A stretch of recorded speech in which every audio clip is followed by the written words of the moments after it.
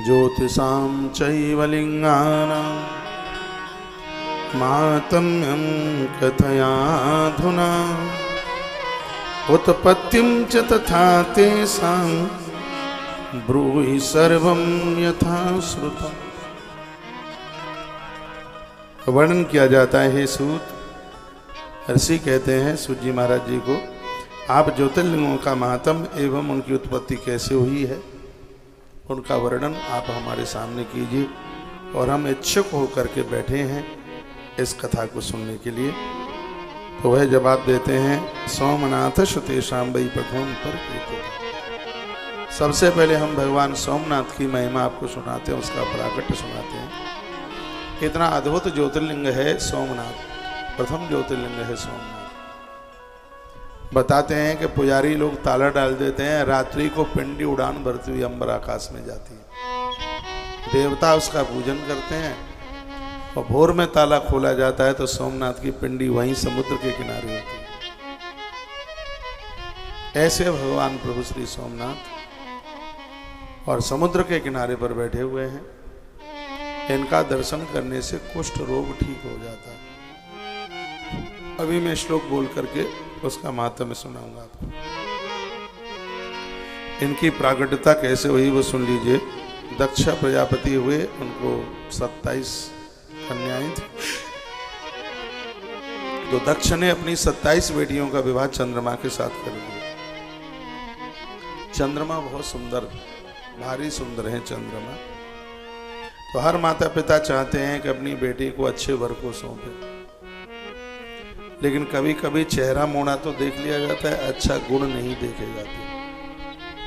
वो बेटियां जिंदगी भर बड़ी परेशान होती रहती है, दिक्कत में रहती है। चमड़ा देख लेते हैं, मुंह की बनावट देख लेते हैं, हाइट वाइट देख लेते हैं, हाँ। लेकिन उनकी जो विशेष गुणवत्ता है, उनका जो चरित्र है वो नहीं देखा जाता। बेटियां पूरे जीवन भर परेशान रहती हैं। मैंने बहुत बार कहा है, बेटियों का विवाह किसी के दबाव में आके मत कीजिए। हो मन में आ गया है, मन ने गवाही दी है। और आज का समय ऐसा है, संबंध आप करते हैं तो थोड़ा बेटियों को भी पूछिए। पहले ये गलतियां बहुत ज़्यादा हुई हैं और उसी के परिणाम आज भोगने पड़ रहे हैं। बेटियां अपने मन मुताबिक शादियां करती हैं। उसमें एक कारण समाज में यह भी रहा है। आप यहाँ पर मुझसे बड़ी उम्र में बहनें भी बैठी हैं और माताएं भी बैठी हैं। आपको यह पता, हाँ मैं तो अपनी तरफ से लेता हूँ।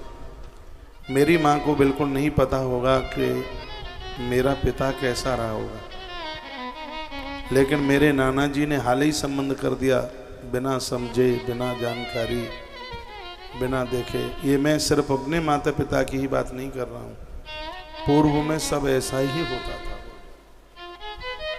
ना कद मिलता, ना खांटी मिलती, ना रूप मिलता, ना रंग मिलता।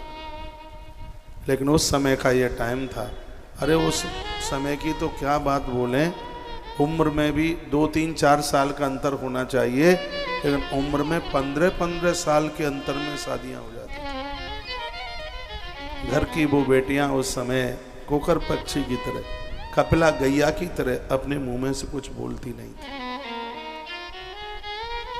और पूरा जीवन भर, जब स्वामी विवेकानंद जी महाराज ने शिकागो में ये बात कही थी, मैं उस भारत माता का लाल हूँ जहाँ की देवी अपना पूरा जीवन अपने एक पति के साथ निकाल दी थी।